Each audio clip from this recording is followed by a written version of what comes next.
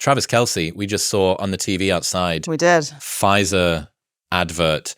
But I guess if you're hanging out the back of Taylor Swift, what do you care? You know what I mean? Yeah. Well, okay. So we just saw what happened to you when you saw that? It's just it's so strange to see someone that has so much status and kind of embodies a lot of like rebellious nature, which I think, football players, QBs, that like alpha masculine thing. Pfizer's brand equity, it's like, it's hardly cool. What's the price? What's the price that makes it worth it? What's the price to someone like Travis Kelce that makes it worth it for guys like you to go, oh, come on, you got dommed by Apparently, a pharma company? One Taylor Swift blowjob. So here's the fucking... Do you think dating her is what influenced him to do it? Do you think being attracted to girls that skinny is a vaccine injury? You were saying before we got started that there's been a big push, body positivity, we need diversity. Barbie movie comes out and Taylor Swift makes $1 billion on tour. It's like, it's just fucking Nazi Germany Skinny all over. blonde girls are back, thank God. The Aryan wet dream. No, so here's the real fucking conspiracy, right? The real conspiracy is Travis Kelce and Taylor Swift's relationship was orchestrated by Big Pharma because they started dating at the same time that he did that Pfizer campaign. So search volume for Travis Kelce's name went through the roof. And when you search for his name, the vaccine stuff and the Pfizer partnership comes up too. So my question about that, it's like my same thing about aliens and stuff. It's like, I just think people are so weak and so desperate to like talk to a girl at a bar or get attention, or the wrong person involved in that scandal took edibles. Don't you think someone would have gotten fired and told people about it? Oh, right. It's like with aliens. It's like someone would have snitched. Some guy would have gotten drunk at a bar and been like, hey, like, you don't want to go home with me? You want to see a picture of a fucking alien? You know what I'm saying? Like, don't you think it would have gotten out? Yeah, I mean, coordination is difficult. And there's definitely two worlds that people are able to hold in their mind at once, which is the government is both so incompetent that they can't organize a piss up in a brewery, and so competent that they're able to orchestrate this sort of massive... I go to DMV and I'm like, if they were aliens, we would have known. Okay, like we would absolutely know by now. Well, right? Maybe the beginning and end of their capability is orchestrating a Travis Kelce Taylor Swift relationship. I don't know. It's weird. I also think though, who's she going to date? That's the thing. Who's she going to date? It seems like guys will date down all day, but who's she going to date? Who's the Jay-Z to her Beyonce? Yeah, rough one. Do you know Meat Canyon? He does illustration videos on the internet. A really, really great guy. And I thought you were talking about my childbirth thing. Come on. I'm sorry. 2.5 minutes in and talking about your Meat Canyon. Anyway, he's got a channel called Papa Meat, and on it he reacted to Swiftie TikToks, and it was girls breaking down crying because the Ticketmaster website had shut down after they'd been waiting for 6 hours. Okay, great. There was this one where it broke down the finances. I think Taylor Swift's already beaten Michael Jackson for the most revenue generated from a tour ever. It's, I think at the moment, $750 million. This tour is lasting for nearly 2 years. It's monstrous. Okay. Well, she's done a genius thing. She's got kids. And Does she? Kids, her fans. No, I'm sorry, she's not a mother, but she appeals to children in a way that I think so many, and I'm sure we'll wade into this territory in some capacity, where so many female pop stars, it's all about being hypersexualized. And like, I'm having a boy when I, have a kid, but it's like, there's certain, you're like, I can't let my kid watch. I can't let my kid listen to this. She's done this genius thing where not only that, have you seen her dancing?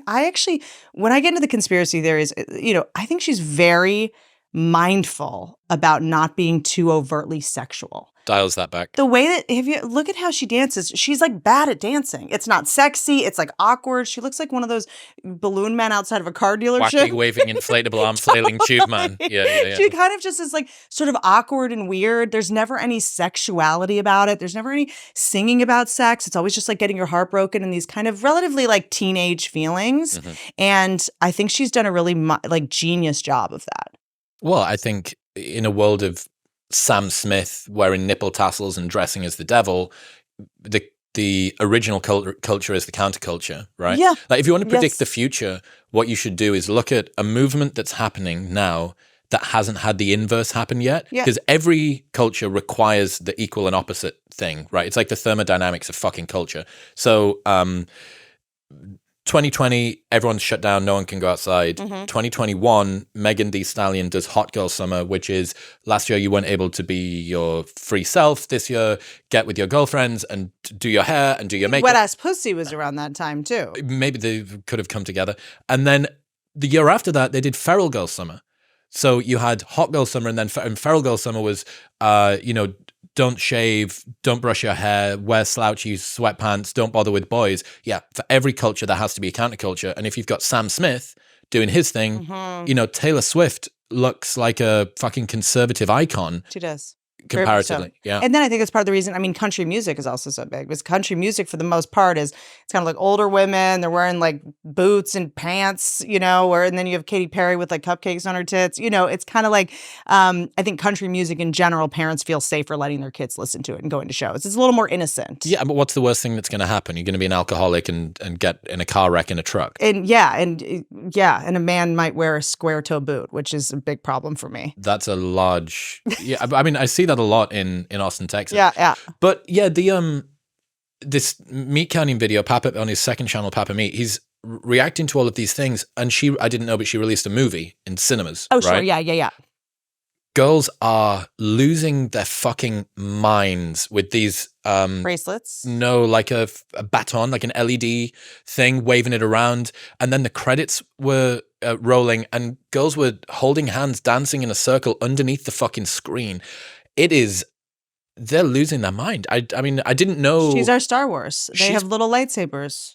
That's true. This is Star Wars for girls. But she also is it's these very easy to understand, like, girl boss anthems. You know what I mean? And something she did do that, because you don't know that much about her, like, music per se. I've worked with a bunch of people that are obsessed with her.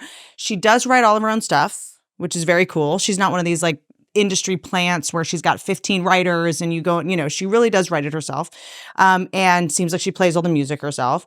And the way that she engages her fans, she makes them feel really special. I feel like this is something we can learn from. You do an amazing job at engaging your fans, but like she leaves little Easter eggs for them. And she like really thinks her albums out in a way and leaves these like puzzle pieces for them and these codes and sends gifts to fans if they've come to a certain amount of shows. Like she's really like done this marketing thing that I think a lot of us would think is kind of like corny. And I'd be embarrassed. Like I'd be like, oh, if you like me, you like me. If you don't, you don't. I'm not going to do a mailing list. It's like, oh, but she did like what Tim Ferriss did. She like built up a mailing list and engaged with her fans and was okay with going, I want this really badly.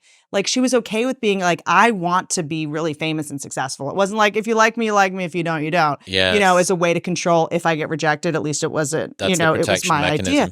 But she did this one thing where she got called a snake because she, I don't know what it was. There was like all these snake emojis. Either someone cheated on someone in some kind of like, Taylor Swift gossip. And someone asked her in an interview, they said, so what do you feel about the fact that so many people online call you a snake? And she went, well, snakes eat rats.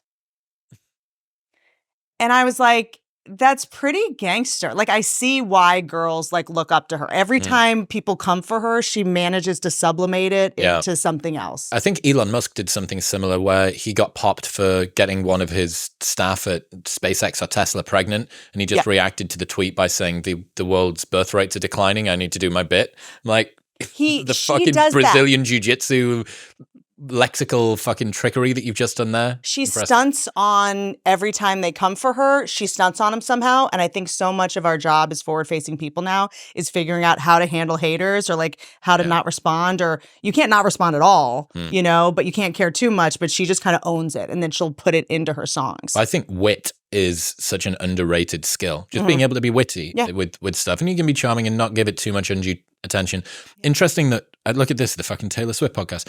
One, like definitely an interesting lesson there about the fact that she was prepared to do things that other artists of even a smaller size would feel might be beneath them or might be like low status. It's what I think in the psychology literature would be called a counter signal. So if you look at CEOs now, they'll happily wear Crocs or sneakers or whatever and a hoodie into the office. Right. But the guy who's a middle manager that's desperately climbing, he'll have to wear a 3-piece suit. Of course. So it's almost like she can afford to do this because of her excess. Yes. Every single morning for over 3 years now, I've started my day the exact same way, which is with Element in water. Element contains a science-backed electrolyte ratio of sodium, potassium, and magnesium, and it is the best hydration drink that I've ever found. It tastes fantastic. It's super refreshing. Orange is just the most OP flavor in the world. It's absolutely phenomenal, and it helps to play a critical role in reducing muscle cramps and fatigue. It regulates your appetite, it optimizes brain health,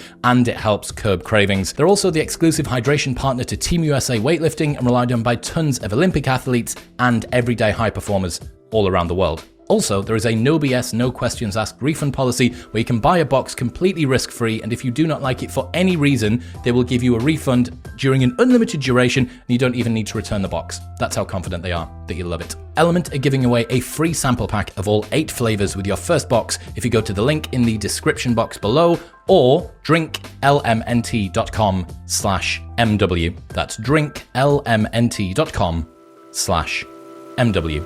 What's happening, people? If you enjoyed that, then press here for the full, unedited episode. And don't forget to subscribe.